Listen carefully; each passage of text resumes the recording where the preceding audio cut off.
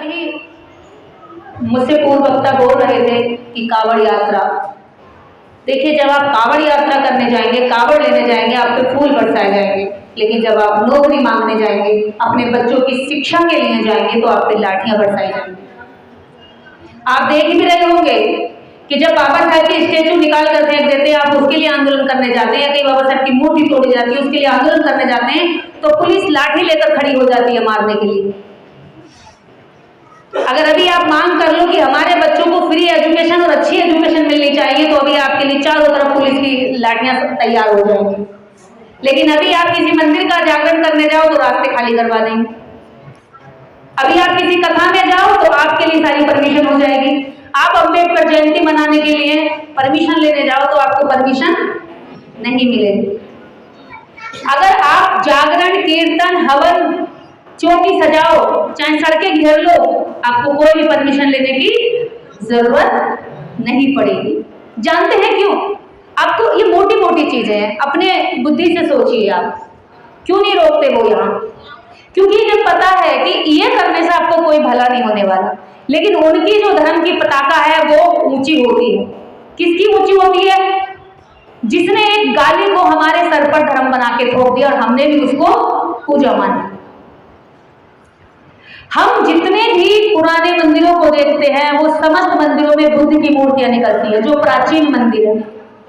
और बुद्ध की मूर्तियों का मेकअप कर दिया, सिंदूर लगा दिया, चुनरी उड़ा दी, लिपस्टिक लगा दी, और बुद्ध को कहीं काली मैया बना दिया, तो कहीं दुर्गा मैया बना दिया, तो कहीं काली खप्पड़ वाली, कहीं भैरव बाबा बना दिया, तो कहीं पर बाहर वाला, चौराहे वाला, कुछ भी बना करके उन मंदिरों को पूजा जा रहा है। क्योंकि आपसे आपकी विरासत छीनी गई और आपकी झोली में डाल दिया गया पाखंड। जैसे कि अब मैंने बताया, अभी आप अम्बेडकर जयंती की जब यहां से उस चौराहे तक अगर झांकी निकालेंगे तो आपको 10 तरह की पेपर वर्क कराएगी पुलिस।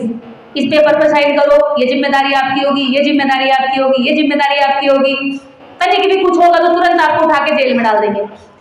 लेकिन यहां से वहां तक आप कांवड़ यात्रा छोड़ो, एक शहर से दूसरे शहर चले जाओ, लाठी डंडे बरसाते जाओ, चाहे किसी के मारते चले जाओ, पुलिस आपका कुछ नहीं करेगी। इसी तरह से आपको पाखंड के लिए मजबूर किया गया है और आप होते चले गए, आप होते चले गए। बताइए, जब नशा करने वाले नशेड़ियों पर, वो गांव देहात में गाली गलौज करने वाली, हर गली मोहल्ले में झगड़ा करने वाली औरतें आज जब कांवड़ लेके आ रही हैं, तो हमारा जो सरकारी तंत्र उन पर फूल मालाएं बरसा रहा है, तो वो तो खुश होंगी, उनका तो सीना चौड़ा होगा कि हम तो बहुत बढ़िया काम कर रहे हैं। वो क्यों नहीं जाएंगी अगली बार? बिल्कुल जाएंगी। और जब वही महिलाओं को समझा बुझा के आप अम्बेडकर जयंती में लाओगे और कोई भी जरा सी बात हो जाएगी तो लाठियां बरसाई जाएंगी, तो वो अम्बेडकर जयंती में क्यों जाएंगी? दूसरी बार नहीं जाएंगी, कहेंगे जी हमारे लोगों पर तो झूठा मुकदमा लगा दिया। तो सरकार आपको क्या दे रही है आप देखिए। आपका भला किसमें, आप उसको देखिए, जिसमें आपका भला वो नहीं दे रही है।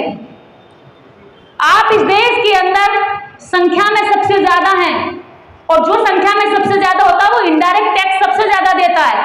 इनडायरेक्ट टैक्स जानते हैं? जो ये माइक खरीदा इस पर टैक्स लगा, पर्स खरीदा टैक्स लगा, कपड़ा लत्ता, चप्पल, जूता, गहना, साड़ी, मकान का बजरी, बजरपुट, सीमेंट, ये पंखा, हर चीज खरीदने पर आपका टैक्स लगता है। और सरकार आपको टैक्स के बदले उसकी जिम्मेदारी होती है कि आपके बच्चों को अच्छी शिक्षा दे। पर क्या मिल रही है? जिन स्कूलों में अच्छी शिक्षा है, आप वहां एडमिशन भी नहीं करा सकती। आप सोचते हैं, समझौता कर लेते हैं हमारे लोग एडमिशन के टाइम पे कि बेटा उस सस्ते वाले नहीं करा लो, वहां का तो खर्चा हमारे बस की नहीं है। क्योंकि उन्होंने फीस अलग से, कोर्स, ड्रेस, सब कुछ उनका एक सेटल होता है, और वो कम से कम 1 से 1.5 लाख का पैकेज बिठा देते हैं एडमिशन के टाइम पे। और हमारा आदमी पूरे साल में 1 लाख जोड़ भी नहीं पाता। ऊपर से वो नशा भी करना, उसे शराब पी के उधर भी टैक्स देना। एक कमी थोड़ी है उसके पास, बहुत सारे काम है। तो आपको ये देखना पड़ेगा, कथाओं में हमारी औरतें जा रही हैं, बाबाओं के पीछे हमारी औरतें भाग रही हैं। अरे बाबा, अगर आपको मानना, अपने घर के बुजुर्गों को मान लो, पैर ही छूना, उनके पैर छू के संतुष्टि कर लो मन की। कहां देवी देवताओं को ढूंढती फिर रही हो? सास ससुर ने तुम्हें संपत्ति दी है, मकान दिया, घर दिया है, उनके पैर छू? उनके पैर नहीं छुएंगी जिसने तुम्हें लड़का दे दिया अपना 25 साल का बड़ा करके, जवान करके, नौकरी पर लगा के या कामयाब करके, जिन्होंने अपनी पूरी जिंदगी का एक मकान जोड़ा, उसका मकान बनाया, वो तुम्हारे हवाले कर दिया, उसको नहीं पूजेंगी। वो पड़ा है घर में, और क्यों नहीं पूजेगी? इसके पीछे भी कारण है, इसके पीछे है वो महिलाएं जो आज बुजुर्ग हो गई। जब उनके हाथ में बच्चे थे ना, आज जो बच्चे 25 साल 30 साल के हो गए, जब उनके हाथ में वो बच्चे 1 साल के 2 साल के थे, तो उसे उन्होंने समझाया कि बेटा ये है वैष्णो देवी, ये है शेरोवाली, ये है चामुंडा, ये है वाली मंडा, इनके यहाँ दर्शन करोगे तो तुम्हें ताकत मिलेगी। हनुमान की चालीसा करने से बल मिलता है, काली की पूजा करने से ताकत आती है, शेरोवाली की पूजा करने से धन संपत्ति आती है, लक्ष्मी की पूजा करने से पैसा इकट्ठा हो जाता है। अब बच्चों को पता चल गया कि इसमें तो कुछ है ही नहीं, ये जो घर में बैठी मेरी माँ, इसमें तो कुछ है ही नहीं, क्योंकि मुझे ताकत चाहिए तो हनुमान चालीसा पढ़ूंगा, हनुमान के पास जाऊंगा, मुझे धन चाहिए तो लक्ष्मी के पास जाऊंगा, मुझे और शक्तिशाली होना तो शेरावाली के व्रत करूंगा। इसको कौन देख रहा है? ये कौन है? तू कौन है माँ? वो बुढ़ापे में पूछेगा तू कौन है, तेरे पास तो कुछ है ही नहीं। हमारी परवरिश ही हमें आज अपने बच्चों से हमें दूर करा रही, कोई और उनको ऐसा बना के नहीं गया, हमने बनाया है। मैं अपने बच्चों को कभी नहीं बताऊंगी कि शेरावाली में ताकत है, मैं उसको बताऊंगी बेटा मेरे अंदर ताकत है। शेरावाली ने एक बच्चा पैदा नहीं करा, मैंने तुझे 9 महीना रखकर कोख में बड़े दर्दों के साथ पैदा किया, मैं हूं तेरी असली। मैं नहीं बताने वाली, मैं नहीं बताऊंगी हनुमान बहुत ताकतवर है, मैं बताऊंगी तेरा बाप बहुत ताकतवर है, जिसकी वजह से दुनिया में आया, जो तुझे पूरी जिंदगी मजबूत बनाने के लिए कमाता रहो, कमा कमा के तुझे अच्छा खिला के इतना बढ़िया बनाया। तो देखो किसी अगर हनुमान के पास चला जाए तो उसे ताकत लेनी होगी, दिमाग लेना होगा तो अपने बाप के पैरों में जाकर बैठेगा। हमारे बच्चे अगर आज हमारे विरोध में है, हमारे खिलाफ है, तो वो किसी और की वजह से नहीं, वो हमारी वजह से। और फिर जब वो बिगाड़ के हम उन्हें पूरा कर देते हैं तो फिर हम जाते हैं किसी बाबा के यहाँ, बाबा पर्ची खोल दो, बड़ी दुख में हूं मैं, बड़े संकट है मेरे आगे, मेरी बहू मेरी न सुनती, लड़का मेरी न सुनता, मेरी बहू बड़ी चुड़ैल है, मेरी लड़की बड़ी अच्छी है, क्योंकि मेरी लड़की बड़ी अच्छी है लेकिन वो है दूसरे घर में चुड़ैल, वो भी दूसरे घर में चुड़ैल है। मेरी लड़की बड़ी अच्छी है, अब तो जिसके घर इनकी लड़की का हुई है वो वहां किसी बाबा के घर हो रही, मेरी बहू बड़ी चुड़ैल, मेरी बहू बड़ी चुड़ैल। अरे तुम बहू और सास, मैं मानती हूँ सास और बहू बेटी नहीं बन सकती, ये सच है, दोस्त तो बन सकती हैं, सहेलियां तो बन सकती हैं। जब सास ससुर और दामाद दोस्त बन जाते हैं, साथ बैठ के दारू पी लेते हैं, हर तरह की बात कर लेते हैं, ससुर और दामाद एक साथ बैठ जाते हैं, लेकिन सास और बहू एक साथ नहीं बैठेगी, हमेशा पीट करके बैठेगी, मैं नहीं देखती इसकी ओर। क्यों? आदमी दोस्त हो सकता है, औरतें क्यों नहीं बन सकती सहेलियां? तुम्हें क्यों हमेशा ये ठप्पा लगाया जाता है कि औरत ही औरत की दुश्मन है? क्या तुम हो? शायद हो, शायद हो। अगर एक औरत इस मोहल्ले से काम करने निकलेगी तो 50 औरतें उसको रोकेंगी, आदमी एक भी नहीं बोलेगा।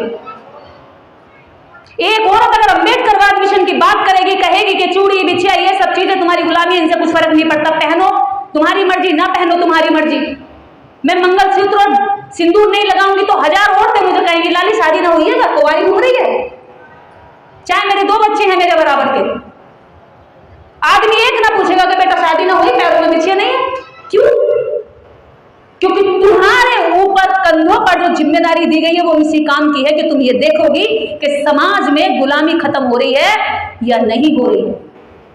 तुम्हें मजबूरी से ये काम दिया गया है, क्योंकि तुम घर की 4 दीवारों से बाहर निकल के बाहर की दुनिया को ना जानना चाहिए, ना तुम्हें जानने का मौका दिया गया है। बेटा होता है 10 साल का 5 साल का, तो उसे सामान लेने बाहर मार्केट में भेजते हैं और बेटी को चकले में लेकर रसोई में भेज देते हैं। बेटा बाहर की धूप में रहेगा, गर्मी झेलेगा, वो तो मजबूत हो जाएगा, सबकी नजरें झेलेगा, ताने झेलेगा, पैसों से लेन देन करेगा, पैसों का हिसाब में मजबूत हो जाएगा। बेटी को 25 साल बाद कहते हैं तो बुद्धू है। अरे 25 साल दरवाजे के अंदर बंद रखी, किसी चूजे को अंडे के खोल से तुरंत निकालो और कहोगे बड़े वाले 10 साल पुराने मुर्गे की बराबर लड़ाई करके दिखा, कर देगा? ना कर पाएगा, बिल्कुल नहीं कर पाएगा। यही कारण महिलाओं के साथ होता है। महिलाओं पे बहुत बड़ा कलंक है कि समाज हित में इनका कोई योगदान नहीं है, और मैं इस कलंक को स्वीकार करती हूँ। वास्तव में इनका कोई योगदान नहीं है, समाज को बर्बाद करने में इनका पूरा योगदान है। अब पूछो क्यों?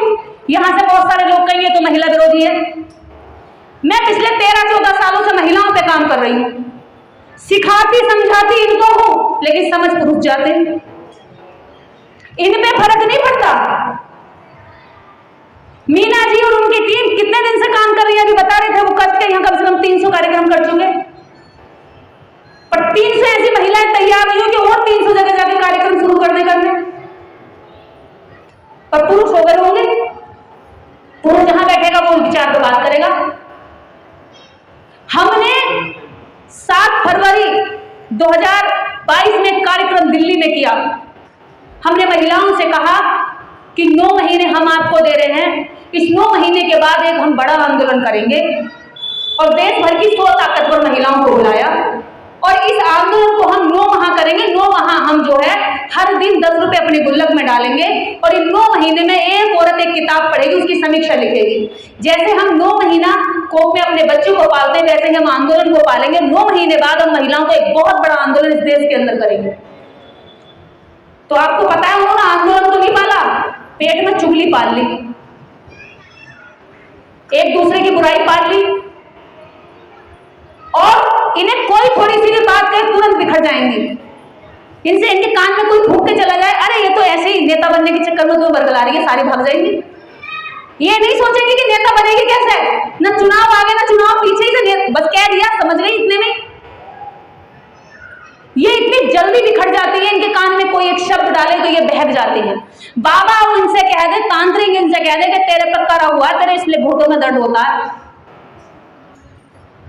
तेरे घर से इसलिए दुख न निकले, अब गर्मी हो रही है सबको पसीना आ रहा है, ये कहेंगे बाबा पसीना बड़ा आता है। अरे गर्मी में पसीना ही आएगा, क्या बर्फ जमेगी तुम्हारे ऊपर। इनकी ऐसी ऐसी समस्या भी कुछ नहीं है। बहू कहना ना मानती, लड़का मेरे काबू में ना चलता, मेरे लड़के पर बहू ने करा रखा, और तो और मेरा आदमी नहीं सुनता, पूरी जिंदगी निकल गई, उन्होंने मुझे सुख नहीं दिया। इनकी समस्याएं नहीं, अगर पढ़ोगे समझोगे तो पता चलेगा कोई समस्या में समस्या नहीं, और समस्या भी बहुत बड़ी है। और जाएंगी और बाबा कहेगा लाली दुख ठीक हो जाएगा, तू 4 काम कर दिए, और वो कर देंगे। फिर बाबा और तांत्रिक एक बात को कान में डाल देंगे कि तुझने करा रखा है, और देख कराए भी किसी पड़ोसी ने, रिश्तेदार ने, तेरे अपने नहीं है। कितनी खतरनाक लाइन है, कितनी खतरनाक, किसी अपने नहीं कराया। अब आप किसी अपने से जो आपके दुख सुख में खड़ा हो सकता है, उसके दुश्मन बन के खड़े हो जाए। यहां रखेंगे इस आपको के सारा यही है जिसने मेरा करा रखा है, तेरे कीड़े पड़ गए। अब उसे तो पता नहीं बेचारे को कि उसने करा रखा, लेकिन जिसको बाबा तांत्रिक ने बता दिया वो जरूर दिल में आग लेके घूम रही है, यही है वो, यही है वो, इसी ने कराया, इसके भी आगे उतरेगी। अरे आगे तेरे उतर रही है, तू टेंशन ले रही है, तेरा खून चल रहा है, उसके क्या उतरेगी? उधर आराम से टाइम से खाना खा रहा, खुश हो रहा, मस्त है। तो तुम अब बीमार पड़ोगी टेंशन ले लेके, अगली बीमारी 4 हो जाएगी, फिर बाबा के पास जाना पड़ेगा। बीमारी बढ़ेगी तभी तो जाओगी। बाबा मेरे तो बीमारी और बढ़ गई, देख उन्होंने और मजबूत वाला करा दिया, पर मैं छोड़ूंगा नहीं, तू मेरे आती रहे दरबार में, ये और जोर लगा के जाएंगे, और हम उनके धीरे धीरे गुलाम बनते जाते, चंगुल में फंस जाते। बाबा साहब डॉक्टर अम्बेडकर से बड़ा चमत्कार तुम्हें कहाँ मिलेगा?